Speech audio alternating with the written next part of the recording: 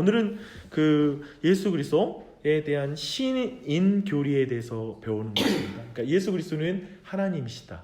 그리고 예수 그리스도는 또한 사람이시다라고 하는 그 교리, 그리고 그 교리가 어떠한 의미가 있는지에 대해서 함께 살펴볼 거예요. 근데 우리는 지난 강의에서 신인 교리에 대한 증거들을 성경에서 막 계속 성경만 찾아가서 쭉 살펴봤잖아요. 이 교리에 대해서. 근데 지금 오늘은 또 신인 교리에 대한 한 가지 증거를 더 제시하고 시작을 해요. 그래서 성경은 예수 그리스도가 자기 아버지께 복종하셨다고 가르쳐요. 이 표현 매우 중요해요. 자기 아버지께 복종하셨다라는 것인데요. 한번 볼게요. 성부에 대한 예수 그리스도의 복종입니다. 첫 번째는 아버지가 자신보다 크시다고 분명하게 말씀하세요. 아버지는 나보다 크심이니라. 요한복음 14장 28절에서 말하고 있고요. 또 예수 그리스도는 성부께 낳으신 아들로 묘사되고 있어요. 우리 요한복음 3장 16절에 보면 하나님이 세상을 이처럼 사랑하사 독생자를 주셨으니 할 때 only begotten son이라고 말하는 이 독생자라고 말할 때 이것은 너는 예수 그리스도께서 성부께서 낳으신 아들로 스스로를 묘사하는 부분이에요. 그리고 너는 내 아들이라 오늘 내가 너를 낳았도다라는 게 시편과 사도행전에 계속 나오죠. 그래서 이렇게 묘사하고 있는 것. 근데 이렇게 딱 되면 먼저 이걸 다루고 시작을 할게요. 성부께서 낳으셨다. 그리고 예수님께서 성부가 나보다 더 자신보다 크시다라고 말했을 때 이미지는 뭐예요? 이때에서 지금 벌써 질문이 생기는 거 있지 않아요? 뭡니까? 서열이 있는 것 같죠. 그렇죠? 여기 벌써 서열이 있는 것 같고 지금 어느 시점에 나셨다라는 표현은 언제는 없었는데 어느 시점에 나셨다라는 거 아니냐라는 이런 질문이 생겨요. 근데 사실은 이 표현에서 only begotten이라고 말하는 son이라고 하는 그 독생자를 하셨는데 사실 근본적으로 여기 뭐냐면 이따 나중에도 보겠지만 근본적으로 예수 그리스도는 하나님에게서 나온 존재예요. 그러니까 성경이 말하는 것은 그렇기 때문에 근본적으로 하나님이 창조한 존재가 아니라 하나님으로 나셨다는 표현을 쓰는 거예요. 근데 이 표현 자체는 삼위일체 하나님께서 성자 예수님을 표현할 때 우리에게 표현할 때 우리가 이해할 수 있는 방법이 없는 거예요. 그러니까 인간에게 나온 존재는 뭐죠? 인간이라는 동일한 존재이거든요. 그 개념을 봤을 때 지금 성부에게서 나오신 성자 예수 그리스도라고 했을 때 이 비가튼의 의미 자체는 뭐냐면 만들어졌거나 어느 시점에 이렇게 태어났다 이런 개념이 아니라 하나님으로부터 나온 하나님이라고 보시면 돼요. 빛에서 나온 빛이라고 이해하면 돼요. 근본적으로 그런 부분을 생각해 본다면 영원한 존재. 그래서 사실은 이 말 때문에 유대인들이 예수 그리스도를 죽였잖아요. 그러니까 하나님이 내가 하나님의 아들이라고 말했을 때 그 표현을 듣고 유대인들이 참지 못했다고요. 왜냐하면 그냥 관행적으로 그냥 나는 하나님의 자녀야 이랬다라고 말한다면 뭐가 문제였겠어요. 근데 그런 의미로 유대인들이 받아들이지 않았던 자신이 하나님과 동등한 분이라고의 분명한 이 하나님의 아들이라는 표현을 쓰고 있어요. 네, 그런 지점에서 여러분이 이해하면 되겠습니다. 그래서 혹시 이거 이제 시종 볼 때마다 나타나는데요.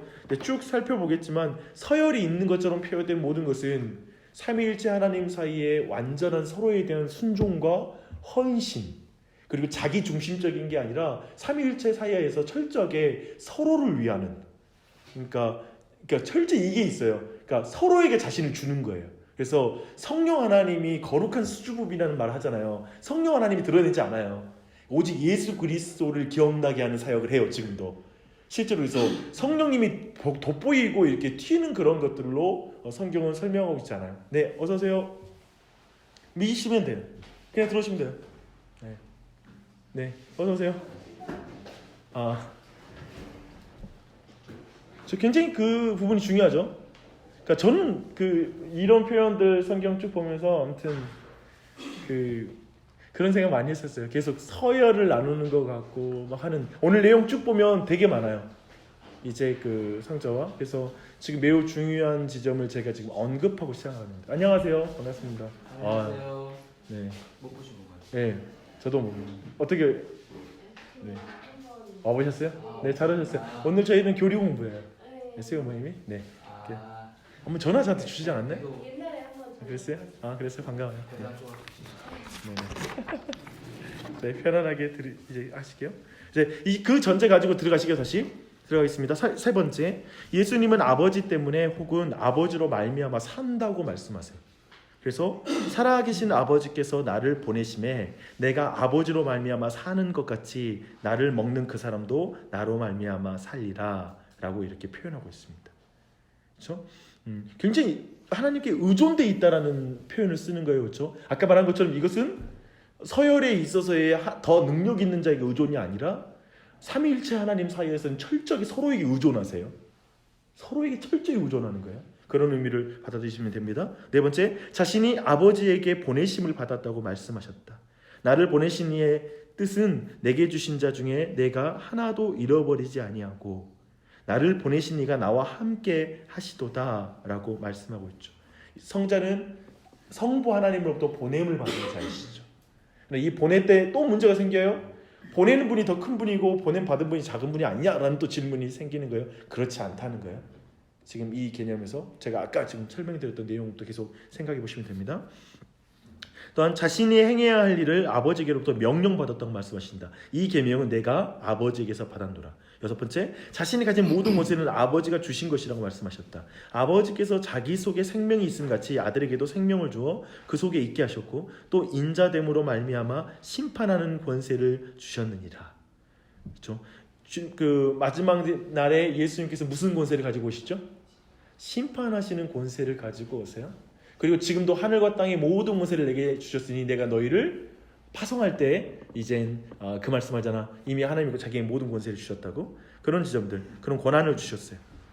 그러면 또한 예수님은 자신이 아버지를 떠나서는 아무것도 할 수 없다고 말씀하셨어요. 내가 진실로 너희에게 이르노니 아들이 아버지의 하시는 일을 보지 않고는 아무것도 스스로 할 수 없나니 아버지께서 행하시는 그것을 아들도 그와 같이 행하느니라 라고 말하고 있습니다.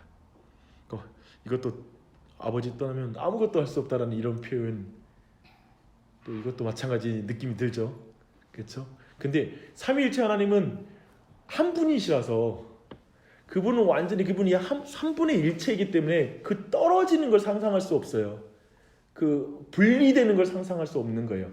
근데 그런 의미에서 예수 그리스도께서 겟세마네 동산에서 이제 십자가를 지시기 전에 극심한 고통을 느꼈잖아요. 그리고 피가 땀방울이 핏방울이 되는 것 같이 떨어졌잖아요. 그 극심한 내적 고통을 느꼈잖아요. 그 고통은 하나님과 그 성부 하나님과의 분리예요.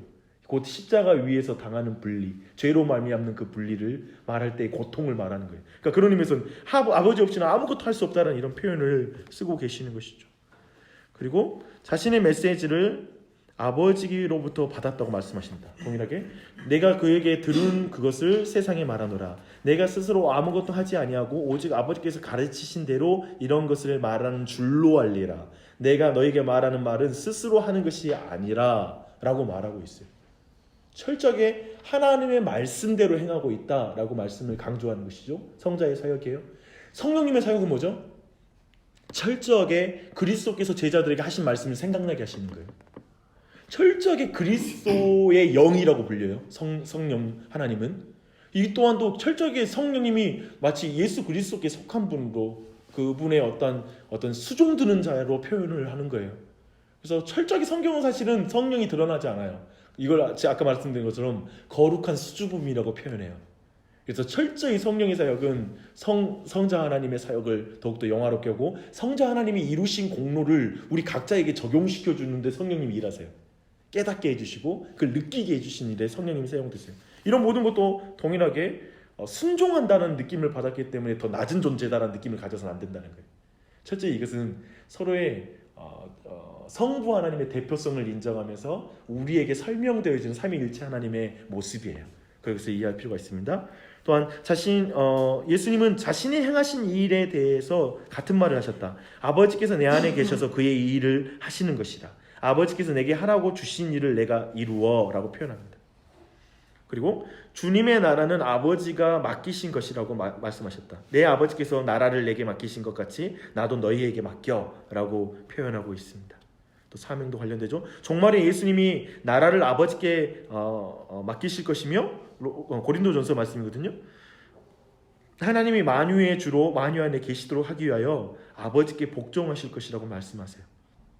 또 예수 그리스도에서 이렇게 사도 바울은 말하는 거예요. 사도 바울은 고린도전서 11장 3절에는 하나님 아버지가 그리스도의 머리임을 보여주는 대단히 중요한 진술이 있어요. 그러나 나는 너희가 알기를 원하노니 각 남자의 머리는 그리스도요 여자의 머리는 남자요 그리스도의 머리는 하나님이시라.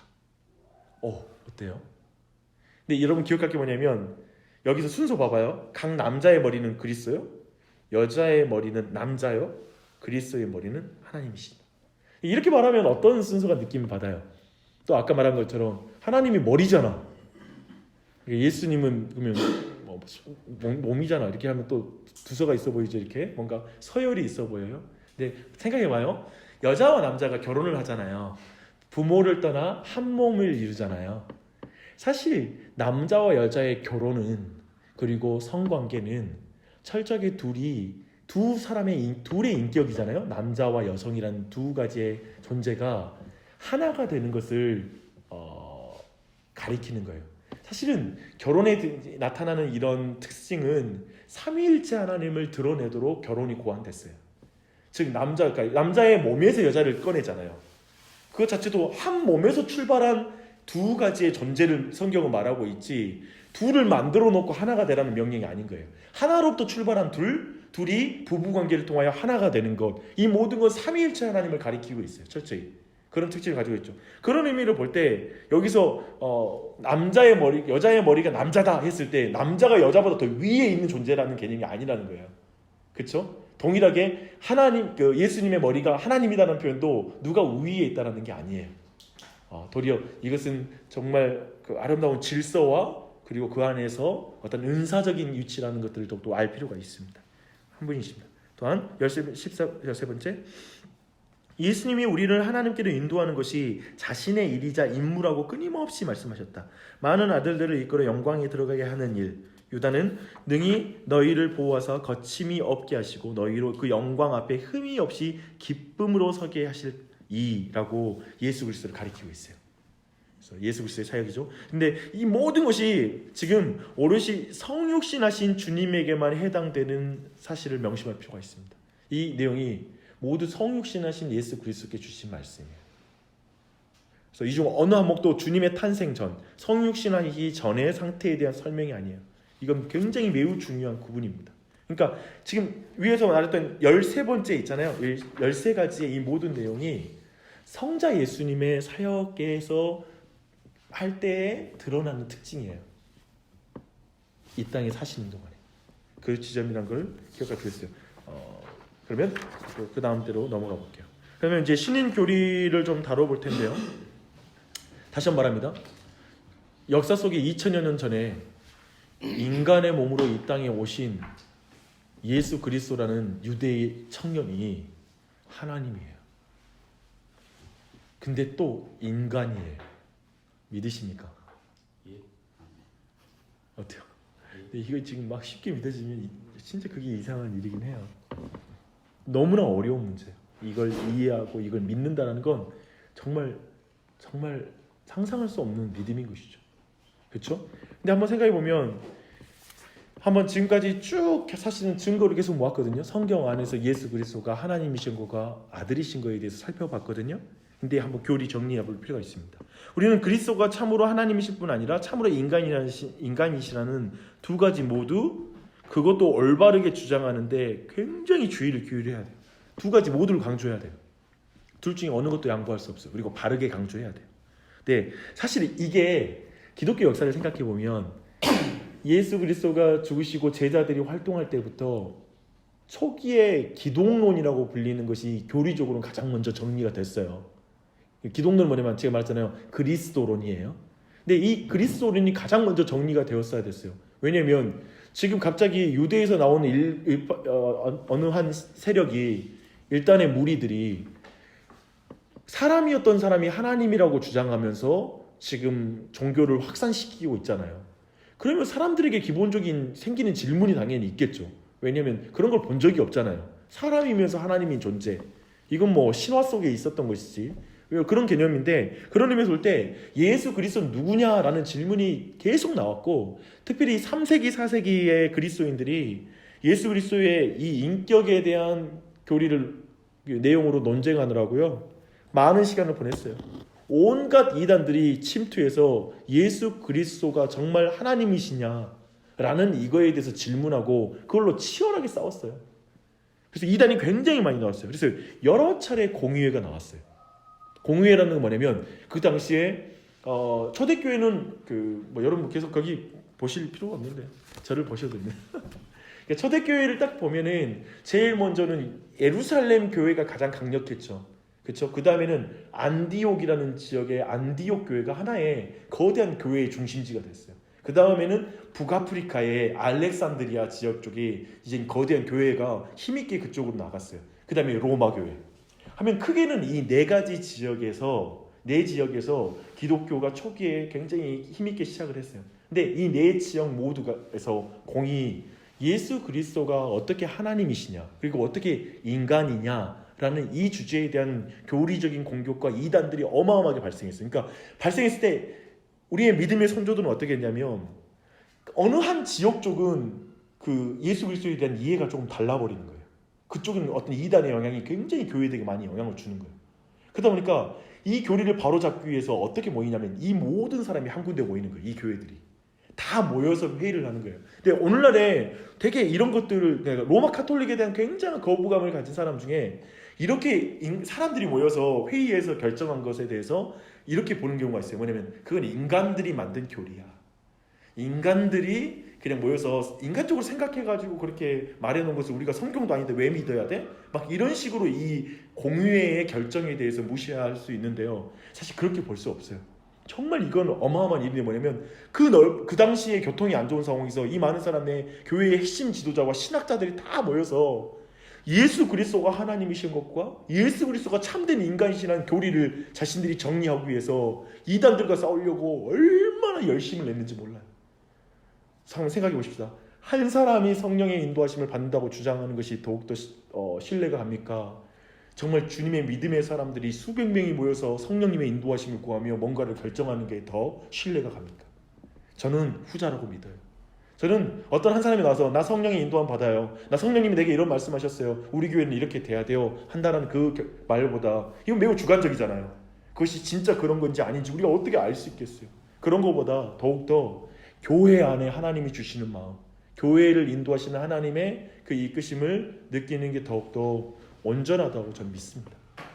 그런 지점. 근데 그런 의미에서 볼 때 그 당시에 교회들은 이 문제를 너무나 관심을 가졌고요. 정말 이 예수 그리스도가 누구신지 이단들의 어떤 그 가르침들로부터 자기들이 조심하려고 얼마나 노력했는지 몰라요. 근데 거기 제가 적었는데요. 로이드 존스 제가 지금 이 책을 정리하고 있는 중이죠. 로이드 존스는 이렇게 말해요. 이런 교리적 문제에 관심 가질 시간이 없다고 말하는 그리스도인이 있다면 그는 대단히 무지한 사람일 뿐 아니라 엄청난 위험 가운데 처한 사람임을 다시 한번 말씀드리고 싶다라고 말해요. 이제 정말 이런 주제들을 가볍게 여기면 안 돼요. 그래서 신약 성경이 또한 신약 성경 자체가 그렇잖아요. 우리에게 다양한 적그리스도인들과 그들의 가르침에 대해서 계속 경고해요. 그리고 너희들이 바른 말씀 안에 서라. 내가 너희에게 전한 복음 외에 다른 복음을 너희가 받아들이면 정말 그것은 저주받을 것이다 라고 이렇게 그렇게 가르친다도 저주받을 것이다 하면서 복음에 있어서 철저하게 강조하고 있어요. 그런 의미에서는 우리가 이 내용을 이제 살펴볼 텐데요. 그 당시에 이단이에요. 그리고 잘못된 가르침들 한번 살펴볼 거예요. 첫 번째는 예수 그리스도의 신성을 부정하는 가르침이 있었어요. 그래서 초대교회에 굉장히 많았어요. 그래서 오늘날에는 유니테리언 처치가 있어요. 미국에 가면 유니테리언 처치가 굉장히 많아요. 많이 있어요. 그 처치 뭐냐면 하나님이 오직 한 분이시라는 일신론을 주장하는 거예요. 이거 모노테이즘이라고 그래요. 그러니까 한신, 유일신. 근데 이 모노테이즘을 가리키는 종교가 있어요. 이슬람, 그 다음에 지금 유대교가 동일해요. 여기가 전부 다 모노테이즘이에요. 그래서 한 신을 믿는 거예요. 근데 여기에 그러니까 하나님은 한 분이시다라는 것 생각해보면 이치가 그렇잖아요. 우리는 그걸 믿잖아요. 생각해보면 많은 신이 아니라 오직 한 분이시고 영원하시고 그리고 자비로우시고 인자하시고 이 하나님께서 온 세상을 창조하셨다라고 믿잖아요. 한 분이시라고 생각하잖아요. 그런 부분에 완전히 몰두한 나머지 삼위일체가 삼신론으로 보이는 거예요. 이게 지금 성자도 하나님이고 성령도 하나님이라면 다 하나가 신이라면 삼신을 섬기는 거 아니냐. 뭐 좀 우스개 이야기지만 한국이 그 하나님이 보낸 민족이라고 주장하면서 가져오는 게 뭐냐면 삼신 할머니 모셔 이 한국 안에도 삼신의 개념 막 이런 게 되게 있어요. 무속 신앙에 막 이렇게 막 그런 거 가져와서 설명하는 경우도 있어요. 우리가 이 삼일체 뼛속까지 있는 민족이었다 막 이런 걸 주장하면서 막 삼신 할머니 가져오고 막 그런 경우도 있습니다. 되게 재밌어요. 근데 삼일체는 삼신을 섬기라고 했는데 사실 제가 이슬람 선교를 했잖아요. 이슬람 사람들이 저희를 보는 기분은 뭐냐면 저희가 그 신천지 볼 때 자기를 예수라고 주장하는 사람들 있잖아요. 거기 믿는 사람들 볼 때 우리가 갖는 느낌하고 비슷하게 느껴요. 뭐냐면 사람을 신이라고 믿는 애들 그 느낌이 굉장히 거북한 거죠. 이단을 믿고 있고 아주 그 말도 안 되는 말을 믿고 있다라고 생각하는 거죠. 그런 느낌을 갖는 거예요. 근데 지금 이런 일신론이 있어요. 그래서 성자의 신성을 부인하는 극단으로 빠져서 이단이 된 케이스예요. 그래서 요한복음 전체의 목적이 이 오류를 반대하려고 요한복음을 썼어요. 요한복음의 주요 기록 목적이 이거예요. 왜냐하면 요한복음 보면 예수께서 하나님의 아들 그리스도이심을 믿게 하려 함이니라. 요한복음 20장 31절. 그러니까 요한복음의 저술 목적이 뭐냐면 한 중요한 목적이면 예수 그리스도께서 하나님의 아들 곧 하나님이신 것을 믿게 하기 위해 그리고 구원자이신 것을 믿게 하기 위해 이 요한복음을 썼다라는 거예요. 그래서 당연히 예수 그리스도 그 당시에 유대인에게서 가장 거기죠. 유대인에게 예수는 뭐죠? 인간일 뿐이지 어떻게 신이야라는 거죠. 그러면서 요한복음의 가장 큰 저술은 뭐냐면 아니다. 예수 그리스도는 신이다. 하나님의 아들이시다라는 걸 증명하는 게 가장 큰 목적이 되는 것이죠. 그래서 그렇게 기록이 됐어요. 그래서 예수 그리스도의 신성을 부정하는 유니테리언 그리고 일신론을 좀 봤고요. 그 다음에는 예수 그리스도의 인성을 당연히 부정하죠. 그러니까 예수님이 사람으로 오신 것을 부정하는 사람들이 있었어요. 그렇죠? 근데 예수님이 사람일 뿐인데 이제 세례를 받으실 때 영원하신 그리스도가 예수님께 임한 거예요. 기본적으로는 뭐냐면 그 전에 예수님은 있잖아요. 어렸을 때부터 특별하고 탁월한 아이였어요. 인간이야. 그러니까 인류 인간 중에 가장 탁월한 인간이었는데 그가 세례를 받을 때 이제 하나님께서 그에게 영원하신 그리스도가 그 인간 예수에게 임한 거예요. 그렇게 있다가 이제 십자가를 지시기 전에 이제 영원하신 그리스도가 떠나고 십자가에 달려 죽은 그리스도는 그냥 인간 예수라는 거예요. 그래서 이걸 이렇게 설명하는 것이죠. 왜 이렇게 했을까요? 인성을 부정할까요? 신이어야 되니까. 그렇죠. 예수 그리스도가 신이어야 되니까. 신이라면 신과 인간이 함께하는 건 도저히 믿어지지 않으니까. 그렇죠. 신이면 신일 뿐이지 라는 그런 마음 가졌겠죠. 그래서 예수님의 몸은 환영이었다. 그 당시의 몸은 환영이었다라고 이렇게 주장하는 사람이 있었고요.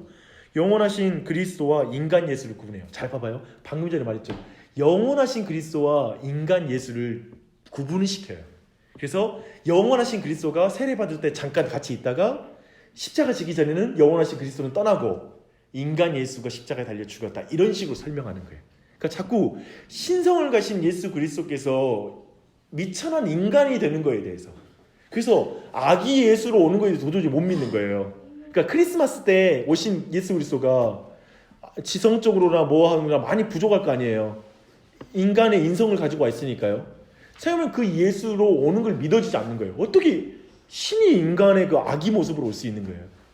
그런 의미에서 성인이 되었을 때 이제 그에게 세례받을 때 임하고 그리고 어떻게 신인 하나님이신 그리스도 예수께서 십자가에서 못 박혀 죽어요. 고통을 당할 수 있겠어요. 그건 불가능하니까 그때는 올라가셨다고 생각하는 거예요. 계속해서 그런 식으로 생각하는 것이죠. 근데 봐보십시오. 요한 1서는 이 오류를 반박하기 위해서 기록됐어요. 그래서 요한 1서의 말씀이 돼요. 예수 그리스도께서 육체로 오신 것을 시인하는 영마다 하나님께 속한 것이요 예수를 시인하지 아니하는 영마다 하나님께 속한 것이 아니니 곧 적그리스도의 영이니라 라고 말합니다. 그러니까 예수님께서 그 당시에 이런 이단이 있었어요. 뭐냐면 뭐죠? 그 신적인 걸 주장하는 영지주의라고 부르는 이단이 있었어요. 시작됐기 때문에 벌써 이때부터 이미 이런 게 있었어요. 그래서 예수 그리스도는 신이 아니다, 그 신이시고 인간의 몸을 입지 않았다 했기 때문에 예수 그리스도의 육체로 오시는 것을 부인하는 것이 이단이다. 그것이 바로 적그리스도의 영이다라고 분명하게 분별법을 주고 있어요. 그래서 이 두 가지이죠. 그래서 예수 그리스도의 신성과 인성을 부정하는 걸 봤고요. 근데 이제 또 다른 이단이 세 번째 등장합니다. 이건 뭐냐면 신성과 인성의 완전성을 부정한 거예요. 첫 번째는 아리우스주의라고 있거든요. 이 아리우스는 굉장히 큰 어떤 이단이었습니다. 굉장히 초대교회 때 사실은 이 아리우스주의가 굉장히 강력한 영향을 줬어요. 그리고 기독교 역사를 보면 이 아리우스주의가 한때 그냥 교회 전체의 주도적인 입장이었어요. 한 시기에. 엄청난 입장이죠. 근데 그들이 뭐라고 생각하냐면 아리우스는 신성의 실체를 좀 부정해요. 뭐냐면 말씀, 즉 그리스도는 모든 피조물 중에 첫째이고 최고의 존재이다. 괜찮죠? 표현이. 예수 그리스도는 모든 피조물 중에 최고다. 첫째이다. 그리스도는 하나님도 사람도 아닌 어떤 존재였다고 말하는 거예요. 하나님도 사람도 아닌 어떤 존재였다. 하나님과 사람 중간에 있는 하나님의 창조하신 피조물 중에 첫째이자 최고의 존재이다라고 예수 그리스도를 말하는 거예요. 이렇게 말하면 어떻게 되는 거예요? 뭐가 부정되는 거죠? 삼위일체? 그리고 삼일체뿐만 떠서 신성이, 예수 그리스도의 신성이 지금 완전성이 해쳐지는 거예요. 그렇죠? 좀 훌륭한 사람인 거죠. 탁월한 특별한 어떤 또 다른 인류의 존재, 완전한 존재라고 말하는 것이잖아요. 근데 이런 것들을 가지고 있고요. 또 한 가지는 인성을 부정했어요. 그런 의미에서 신성에 그리스도가 몸과 동물적인 혼을 가지고 있다고 생각하는 거예요. 그래서 예수 그리스도는 몸과 동물적인 혼을 가지고 있었지만 그 정신과 영은 사람의 것이 아니라는 거예요. 그리고 그리스도는 일부만 사람이었다는 거죠. 쉽게 말하면 일부만 사람이었다는 것. 그래서 완전하고 참된 인성을 가지고 있다고 말하지 않아요.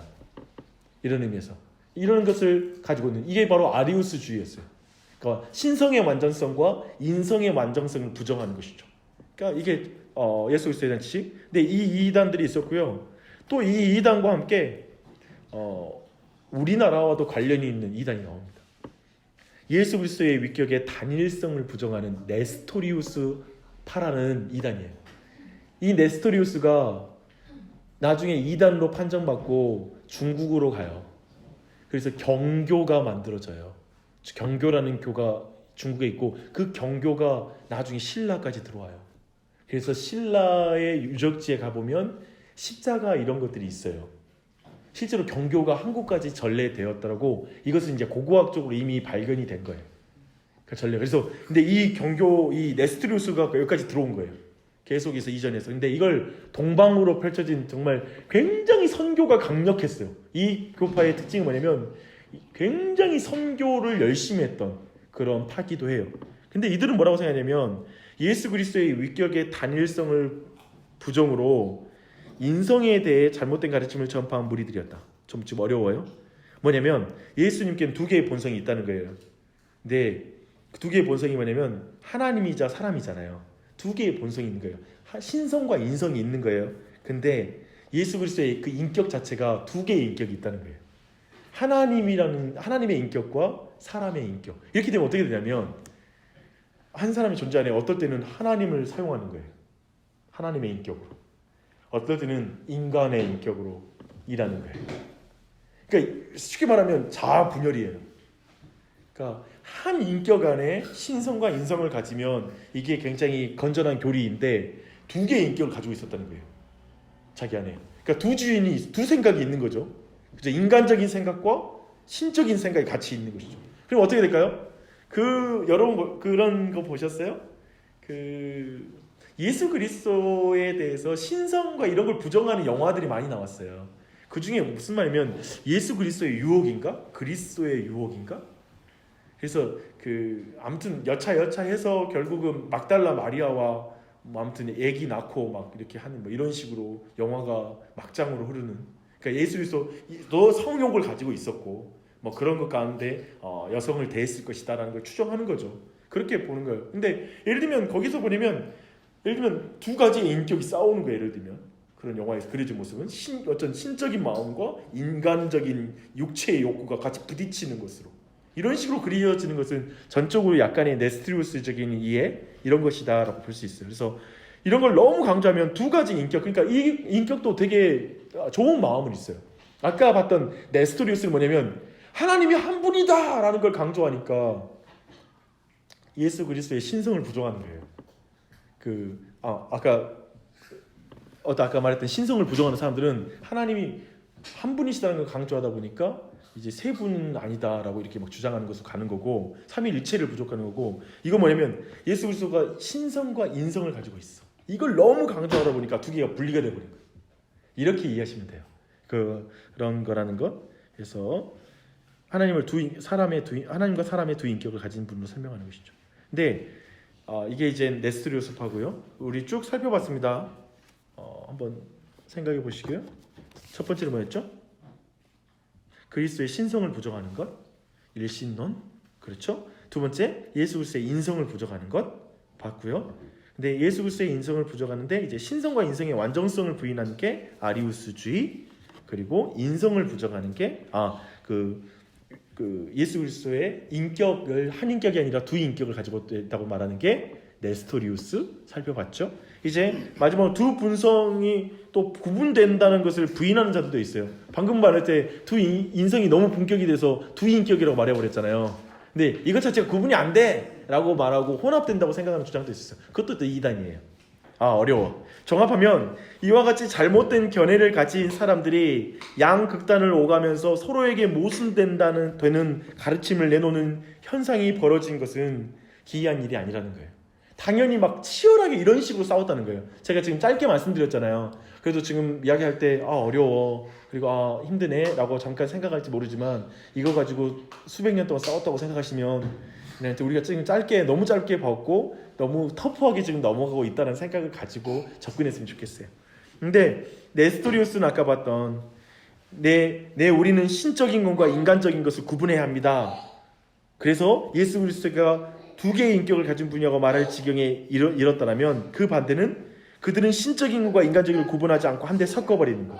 일부는 신적이고 일부는 새로운 본성이 존재한다고 주장하는 것. 막 이런 식으로 아무튼 계속해서 싸워왔습니다. 근데 이 모든 걸 정리를 해주는 게, 그리고 한 번에 이렇게 바로 잡아주는 게 칼케돈 공의회예요. 아까 말했던 공의회가 중요하다고 했잖아요. 근데 451년에 칼케돈에 모여서 공의를 했는데요. 수세기에 거쳐서 이 논의를 했어요. 놀랍죠? 한두 번 모이는 게 아니에요. 그러니까 교회가 이 모든 정리를 할 때 아세요? 기독교 교리는 이단과 싸우며 정리가 됐어요. 이단이 나쁘기만 한 게 아니야. 이단이 들어오면 교회가 교리를 정리해요. 그리고 바른 가르침들을 정리해서 가르쳐요. 신천지가 나쁘기만 한 게 아니야. 신천지가 들어오니까 교회들이 교리를 배우기 시작했어요.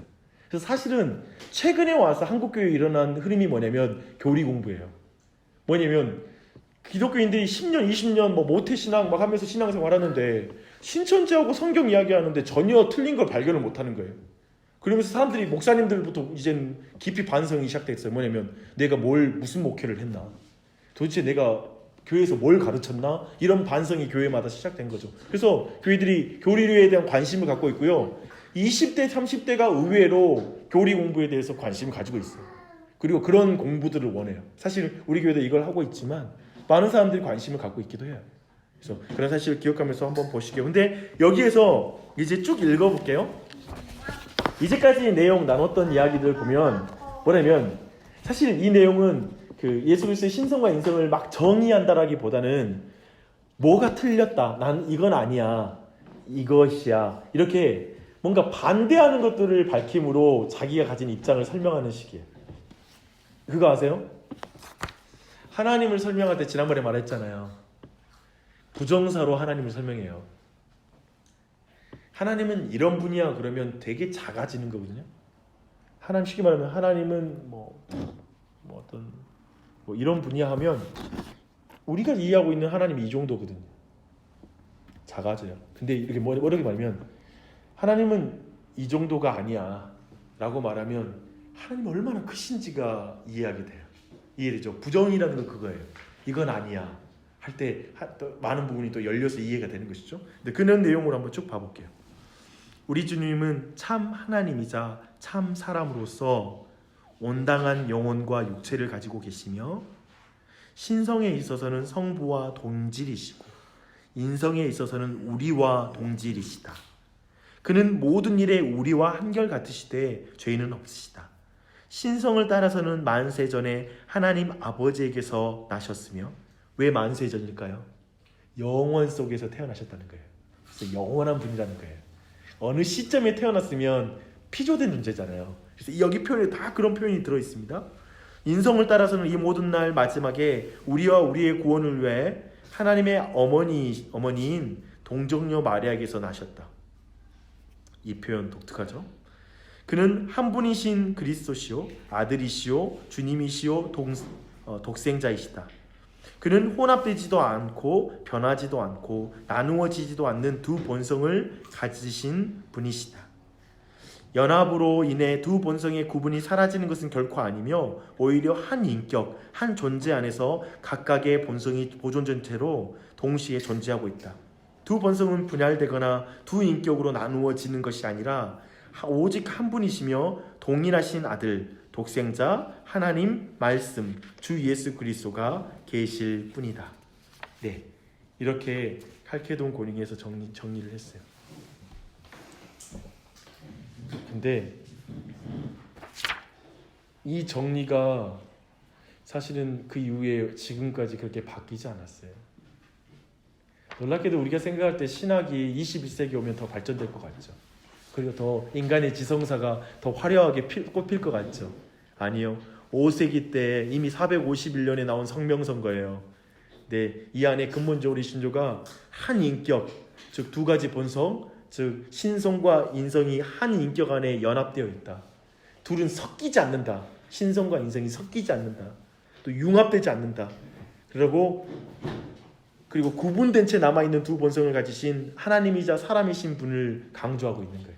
그러니까 사실 이런 회의를 통하여 이런 내용 하나하나 전데 우리 사실 이 신앙 고백 저희가 한 달에 한 번씩 뭘 하죠? 저희 교회가 니케아 신경을 하거든요.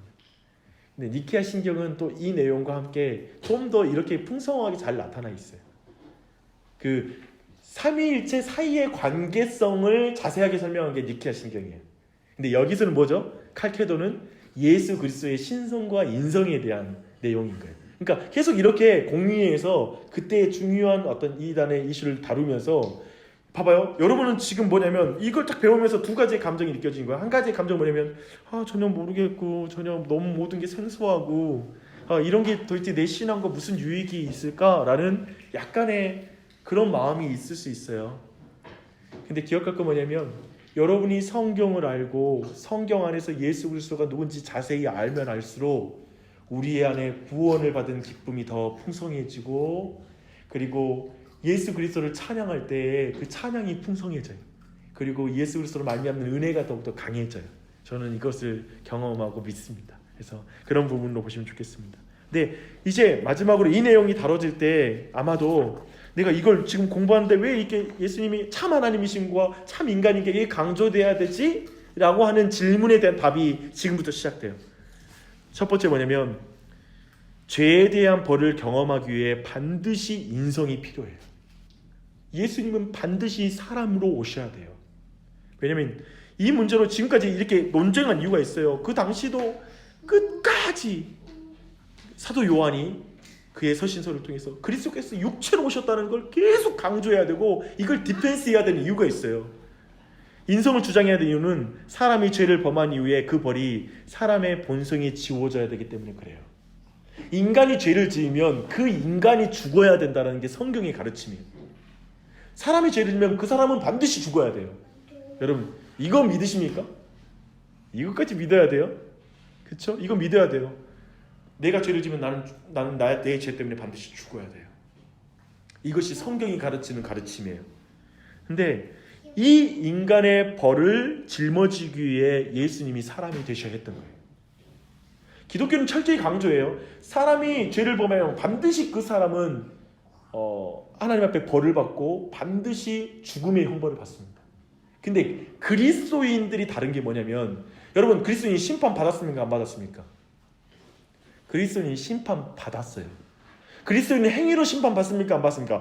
행위로 심판 받아요. 그리스도인들은 정말 죄에 대한 징계를 받습니까? 안 받습니까? 받아요. 반드시 죄에 대한 징계를 받아요. 근데 성경의 가르침이 뭐냐면 예수 그리스도의 행위로 말미암아 내가 구원받은 거예요. 예수 그리스도가 내 대신 심판을 받음으로 말미암아 내가 구원을 받은 거예요. 내가 대가 지불 없이 구원받았다고요? 아니요. 예수 그리스도의 피값이 지불되고 내가 구원받은 거예요. 그러니까 우리가 구원받은 것은 상상할 수 없는 거예요. 우리가 마치 이런 거예요. 제가 이런 비유를 자주 쓰는데요. 만약에 내가 너무나 사랑하는 아이가 있는데 이런 일이 있으면 안 되지만 아마 이 아이가 누군가의 어떤 고의적인 것으로 인하여 아이가 죽었다고 생각해봐요. 근데 그 사람에 대해서 형벌을 내릴 때 우리 모두가 원하는 건 내 아이의 목숨값을 그대로 받고 싶다. 그리고 세상에서 말하는 건 그렇게 요구하죠. 너무나 잔혹하게 과실로 인하여 과실이 아니라 매우 의도적으로 잔인한 방법으로 어떤 생명을 죽였다면 그 생명을 그 생명으로 취하는 것이 마땅한 형벌이다라고 우리가 생각을 하죠. 근데 만약에 법관이 나는 사람을 사랑합니다. 나는 이 세상의 모든 사람 사랑하니까요. 나는 저 사람의 생명을 소중히 여기는 마음으로 500만 원에 이 아이의 생명값을 500만 원 하겠습니다. 라고 이렇게 처분을 한다면 도저히 동의할 수가 없겠죠. 아니면 이 사람 대신 저 개 한 마리를 죽이는 것으로 모든 걸 대신합시다. 라고 말한다면 이건 우리가 받을 수 없죠. 왜요? 그 목숨값이 그거랑은 도저히 바꿀 수 없기 때문에 그래요. 사람의 목숨값은 너무나 귀해요. 근데 지금 죄인을 생명으로 돌리기 위해서 예수 그리스도가 죽으셨다는 말은 뭐냐면 마치 성경은 이런 표현을 쓰잖아요. 그 찬송가에 그런 거 있잖아요. 이 벌레 같은 날 위해 십자가에 달려 죽으셨습니다. 라고 고백하잖아요. 그러니까 벌레에 지나지 않는 내 목숨값을 위해서 어떻게 죄 없으신 영원하신 하나님의 아들 독생자의 생명값을 주십니까? 그게 우리의 신앙이죠. 그게 우리의 고백인 거예요. 그러니까 우리가 느끼는 그 구원의 값의 지불은 너무 비싼 값이 지불된 거지. 그래서 하나님이 충분히 만족할 만큼 충분한 목숨값이 지불된 거예요. 사실은 이걸 기억하세요. 죄의 크기는 누구에게 죄를 지었냐에 따라서 죄의 크기가 달라져요. 예를 들면 예전에 왕들에게 욕을 하면 3족이 멸해질 수 있잖아요. 왜냐하면 왕에게 그냥 말로 죄를 지었기 때문에 그래요. 그러니까 왕이 그 사람 한 명 죽여서는 화가 안 풀리는 거예요. 마치 우리가 하나님께 죄를 지을 때 단순히 우리가 고통을 당한다 해서 그분의 마음이 풀리는 게 아니에요. 그리고 나 하나 죽여서 하나님의 화가 풀리는 게 아니야. 지금 거룩한 하나님께 죄를 지었거든요.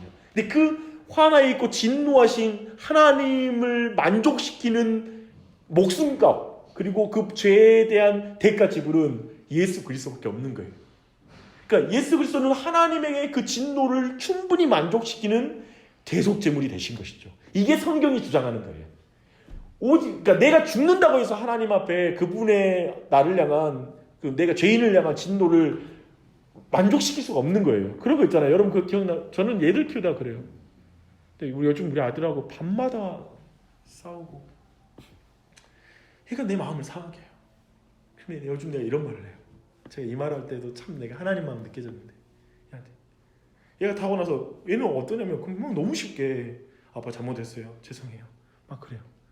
그러고 나면 내가 뭐라냐면 너 내 상한 감정 어떡할 거냐? 너 내 감정 어떡할 거야? 너 내가 지금 마음이 이렇게 너 상하게 다 해놓고 마음 다 뒤집어 놓고 너는 그냥 미안하다고 말하면 끝난 거냐? 근데 너무 믿기도 하고 너무 화가 나기도 해요. 그렇게 쉽게 미안하다고 말하고 딱 용서해달라고 딱 말하면서 대체 마치 그러면 되는 것처럼 하면 내 상한 감정이 때문에 내가 어떻게 주체가 안 돼요. 근데 생각해보면 우리가 하나님 앞에 그렇게 하고 있어요. 참 그래. 하나님 죄송합니다. 미안합니다.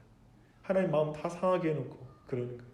근데 기억할 게 뭐냐면 정말 우리가 하나님 앞에 립서비스로 아니면 어떤 마음으로 미안합니다. 죄송합니다. 이 차원이 아니라 항상 그때조차도 오직 예수 그리스도의 은혜로 주님 정말 내가 예수 그리스도의 은혜만 의지합니다. 주님 저를 용서해 주십시오. 그리스도를 통하여 용서를 구하는 거예요. 그것만이 하나님께 만족시키지. 예를 들면 우리 아들이 저한테 그런 것처럼 하나님께 똑같이 그렇게 할 수 있겠더라고요. 뭐냐면 죄송합니다. 다 죄인이죠. 하나님 제가 부족해요. 굉장히 내가 이렇게 말로 이렇게 잠깐 미안한 마음 가지면 해결되는 것처럼 아니요. 내가 미안한 마음 가진 것으로 하나님의 마음이 풀리는 게 아니라 예수님을 의지하여 회개의 기도를 드릴 때 하나님이 용서하시는 거예요. 그분의 마음이 풀리는 거예요. 이거 기억하셔야 돼요. 매우 중요해요. 그런 의미에서 볼 때 정말 예수 그리스도가 반드시 인성을 가지셔야 되는 것, 이 부분에 있어서 정말 벌을 받을 수 있는 사람의 본성에만 오직 죽을 수 있는 것은 사람이에요. 인간의 벌을 짊어지기 위해 사람이 되셔야 되는 거예요. 벌은 몸과 영혼의 고통도 포함되기에 오직 사람만이 짊어질 수 있는 거예요. 벌은 몸과 영혼의 고통도 포함하기에 오직 사람만 이 고통을 당할 수 있어요. 영이신 하나님이 인간을 위해서 대신 죽을 수가 없어요. 영은 죽을 수가 없는 거예요. 그런 의미에서 하나님은 하나님은 영이시잖아요. 그분이 영으로서 계셔서 나를 위해 대신 죽을 수가 없는 거예요. 그래서 반드시 인간의 몸으로 오셔야 되는 거예요. 그런 의미에서 예수님이 반드시 인성을 취하셔야 되는 거죠. 그런 의미에서 하나님은 이런 고통을 경험하셨죠. 예수님은 마가복음 14장 43절을 보면 내 마음이 심히 고민하여 죽게 되었으니 겟세마네 동산에서 하신 말씀이에요. 그러니까 실제로 고통을 느낀 거예요. 심히 고민하게 된 거예요. 그래서 몸과 영혼의 고난이 반드시 포함되어야 했기에 우리 주님은 사람이 되셔야 했다라는 이 부분을 우리는 이해하면 좋겠습니다. 저는 이 내용이 너무나 항상 은혜가 됩니다. 제가 사람들 막 그런 질문 하거든요. 하나님 그냥 사랑의 하나님이시고 능력이 많으시면 그냥 용서해 주면 되지. 아니 왜 사람이 되시고 막 이렇게 크리스마스가 있고 이렇게 복잡한 과정을 거치고 이러시냐고. 이것 때문에 그래요. 이것 때문에. 그러니까 그렇게 말하는 사람들은 하나님의 전능함과 사랑에 대한 강조를 해요. 근데 하나님이 공의롭고 하나님이 죄인을 결코 그대로 받을 수 없다라는 것에 대해서는 아직 성경적 교리가 정립이 안 돼 있는 거예요. 그러니까 왜 그렇게 복잡하게 하냐고 요구하는 거예요. 그러나 그렇지 않다는 것이죠. 또한 두 번째, 신성과 인성이 반드시 필요하다는 이유는 인성으로 인해 주님은 우리를 채울하실 수 있다. 히브리서는 예수 그리스도가 우리의 대제사장이라고 증거하고 계세요. 4장 15절에는 모든 일을 우리와 똑같이 시험을 받으신 이로되 죄는 없으신 분이었다. 그리고 예수님이 우리의 약함을 지실 수 있는 이유는 우리와 같이 되셨기 때문이라고 말해요. 우리의 연약함을 동정하시는 대제사장이시다. 인성을 가지시고 계시기 때문에 예수님은 우리가 당하는 모든 과정을 거치신 거예요. 놀랍게도 예수님은 어린 아이 산모의 고통을 통하여 이 땅에 오심으로써 시작된 그 삶을 사신 거예요. 모든 걸 채울하신 거예요. 그리고 죽음까지 이르신 거예요. 인간이 당할 수 있는 모든 일들과 억울한 일들을 당한 거예요. 그리고 진정 우리의 모든 상황들에 대해서 예수님이 채울하신 거예요. 예수님은 배고프신 거예요. 예수님은 피곤하셨어요. 모든 걸 경험하셨어요. 사람들의 어떤 질시와 그리고 사람들의 어떤 시기심과 오해와 거짓말들 속에서 둘러싸여 있었어요. 그 모든 걸 당하신 것이죠. 주님 감사합니다. 또 세 번째는 그리스도인의 삶의 본보기가 되기 위해서 예수님이 인성을 취하신 거예요.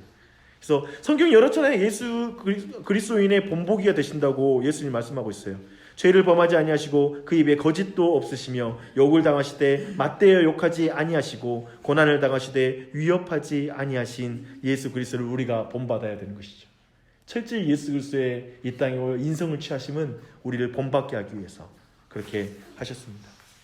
그리고 나서 희생의 가치가 또한 예수님이 신성과 인성을 취하신 이유는 그 희생의 가치가 무한해지기 위해 그리고 완전한 순종을 하나님께 드리기 위해 신성이 필요하다. 이제 신성의 필요성이 나와요. 뭐냐면 예수님의 희생의 가치가 무한해지려면 사람인 동시에 하나님이 되셔야 돼요.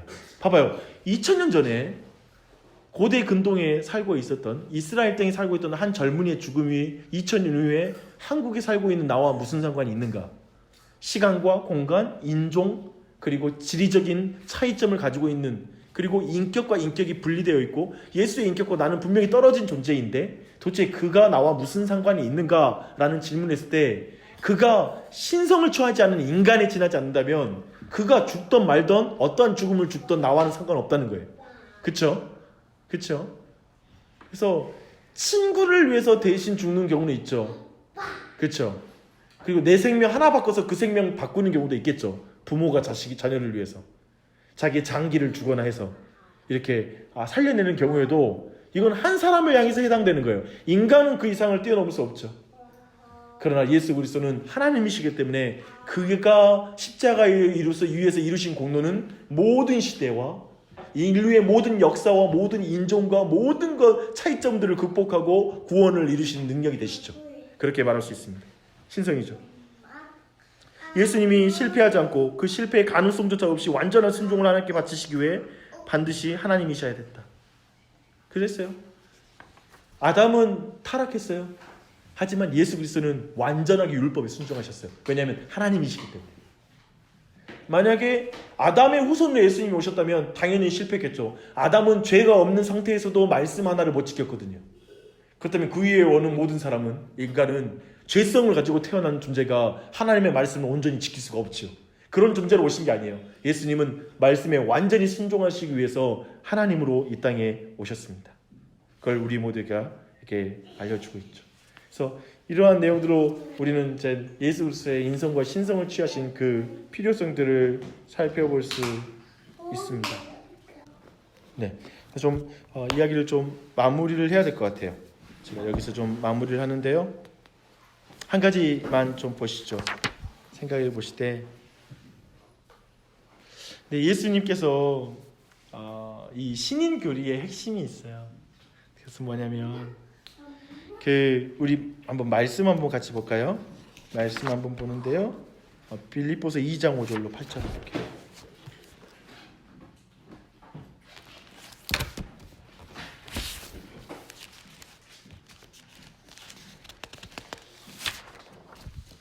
빌립보서 2장 5절로 8절. 네, 함께 읽어보겠습니다. 시작.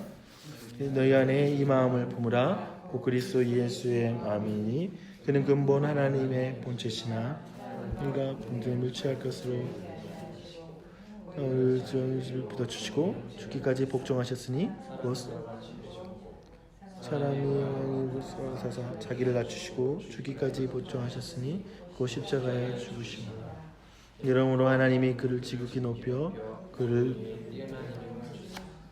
하늘에 있는 자들과 땅에 있는 자들과 땅 아래에 있는 모든 자들로 모든 무릎을 예수의 이름에 꿇게 하시고 모든 입으로 예수 그리스도를 주라 시인하여 하나님 아버지께 영광을 돌리게. 아멘. 아멘. 예수 그리스도는 누구의